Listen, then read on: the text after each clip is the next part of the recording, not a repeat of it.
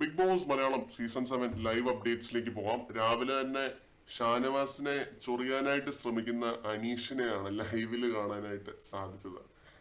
അസന്യുക്തം അസന്യുക്തം എന്ന് പറയുന്ന ആ ഒരു വാക്കിന്റെ പേര് പറഞ്ഞിട്ടാണ് ഷാനവാസിനെ അനീഷ് ചൊറിയാനായിട്ട് ശ്രമിച്ചത്. അസന്യുക്തം എന്നാണ് പറയുന്നത്. ഷാനവാസ് അത് വേറെ ഏതോ രീതിയിൽ പ്രൊനൗൺസ് ചെയ്തു. അസന്ധിക്തം എന്നോ അങ്ങനെ വേറെ ഏതോ രീതിയിൽ പ്രൊനൗൺസ് ചെയ്തു. അപ്പോൾ അതിനെയാണ് അനീഷ് ചോദ്യം ചെയ്തത്.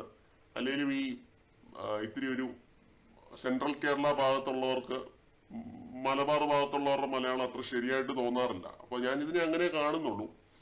ഇത് ഷാനവാസ് നല്ല രീതിയിൽ തന്നെ ഇതിനെ കൗണ്ടർ ചെയ്യുന്നുണ്ട്. എനിക്ക് നിന്റെ ഇതൊന്നും വേണ്ട, പോ ജൂലേ പോ, രാവിലെ തന്നെ നിന്റെ കോണ്ടന്റിന് നിന്ന് തരാൻ എനിക്ക് താല്പര്യമില്ല, നീ പോടാ എന്നൊക്കെ പറഞ്ഞ് അനീഷിനോട് അങ്ങനെ ആ രീതിയിൽ പറയുന്നുണ്ട്. ചൂലെന്ന് വിളിച്ചതൊക്കെ അനീഷ് ചിരിച്ച് തള്ളിക്കളയുന്ന ഒരു കാഴ്ചയാണ് കണ്ടത്.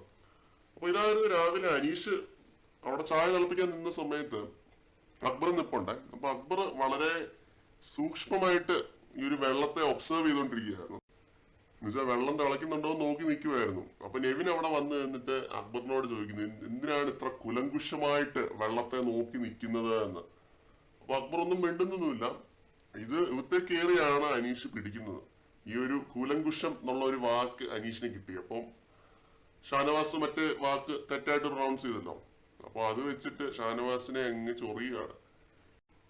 ജയിൽ നോമിനേഷന്റെ സമയത്ത് നീ അസന്ധിക്തം എന്ന് പറഞ്ഞില്ലേ, അസന്നിഗ്ധം അല്ലേ കറക്റ്റ് ആയിട്ടുള്ള വാക്ക്, അത് ഇത് എന്നൊക്കെ പറഞ്ഞിട്ട് വെറുതെ ഷാനവാസിനെ ഡ്യൂട്ടി ചെയ്യാനായിട്ട് സമ്മതിക്കുന്നില്ല. ഷാനവാസ് അവിടെ ഫ്ലോർ ക്ലീനിങ് ഡ്യൂട്ടി ചെയ്തുകൊണ്ടിരിക്കുകയാണ്.